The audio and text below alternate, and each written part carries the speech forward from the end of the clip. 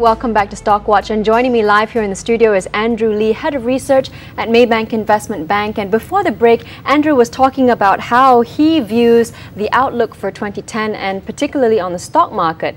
Now, touching on your targets for the FBM KLCI, I'm assuming that that is also a much better projection. Yes, we are looking at probably into 2010 and the end of 2010, we're looking at about 1,003. I think the market will probably hit slightly beyond 1,003 for the whole year. That's from about an 8% upside from here. But I think what we'll see is into 2010, some of the money coming off the larger cap stocks in some of the sectors and going into the mid-cap and smaller cap stocks.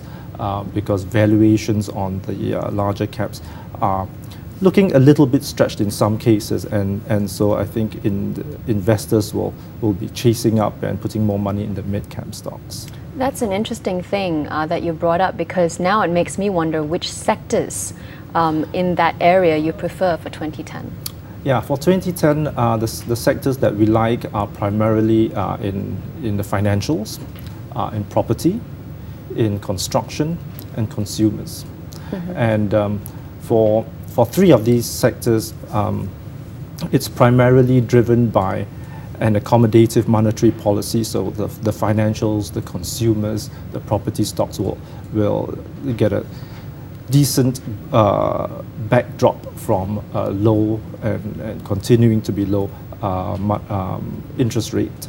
But beyond that, again, consumers are, I think, going to be less apprehensive about buying big ticket items. Consumers are going to feel better, their jobs are going to be more secure, and I think households will just turn on the tap on spending a little bit more into 2010. And all these sectors, I think, will benefit. The construction sector, I think, will primarily be a beneficiary of the fiscal stimulus, and I think only about 20% of that money of the 22 billion or so fiscal stimulus that the government has allocated, only about 20% has actually been spent so far. So we think the bulk of it will happen in 2010. We'll come back to construction in a bit, but I'm very interested specifically in properties, which you mentioned, you gave a section to in your report. It's interesting to me that despite the economic crisis, sales in property for this year and on to 2010 seem to be doing remarkably well. What's going on there? Yeah, well, I think this whole recession has primarily been balance sheet recession for the Western, the US and European consumers. But actually, Asian households' balance sheets are actually very, very strong. They've not been badly hit by this so-called recession. And consumers or households are finding simply that interest rates are low. There's very little point holding on to cash. Fixed deposit returns are nominally at 2%, but inflation is at 1 or 2%. So the real return on cash is 0 to 1%.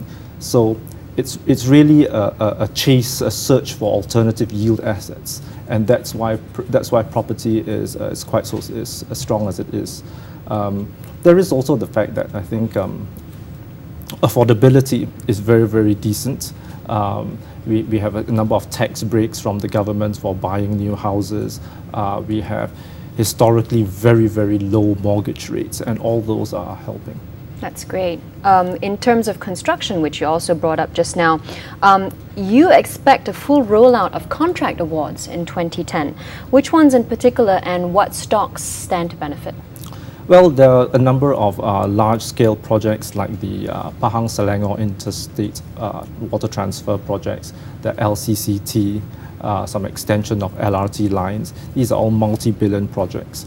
And we think that the companies which stand to benefit are companies like Gamuda, like WCT, IJM. I think these will get a fair share or even a disproportionately large share of the works, simply because they're very capable companies and they have experience in handling multi-billion dollar construction projects. So But beyond the large scale construction companies, we also like the smaller ones, like for example Hock Seng Lee, which is primarily an East Malaysian construction company, roads and marine engineering, that sort of thing. There is a lot of attention being put by the federal government into infrastructure in East Malaysia, and I think Hock Seng Lee will benefit. Okay, stock to watch out for. Now, just rounding up the interview, I'll also quote you as saying that in your report, one missing ingredient from the domestic market is the foreign investor. Why do you think this is the case? I think it's primarily because Malaysia has a fairly low weighting in the MSCI Asia ex-Japan index, somewhere around 3%. So in a recovery play for the Asian region, I think Malaysia doesn't benefit. I think most of the money flows went first into the larger countries, and but that said, I think if you look at if you look at the statistics in the past 2 to 3 months, I think foreign investor interest in Malaysia, in Malaysian stocks, have improved. We have seen increased flows. And I think events or factors like the impending Maxis listing, I think that could continue to perk up foreign investor interest. As they look at Maxis, they have to assess that investment in the context of the whole of Malaysia, and that will turn their heads towards the other stocks and the market in Malaysia. Well, fingers crossed then. Thank you very much, Andrew. Thanks. And that was Andrew Lee of Maybank Investment Bank joining us live here in our studio. Thank you again, Andrew.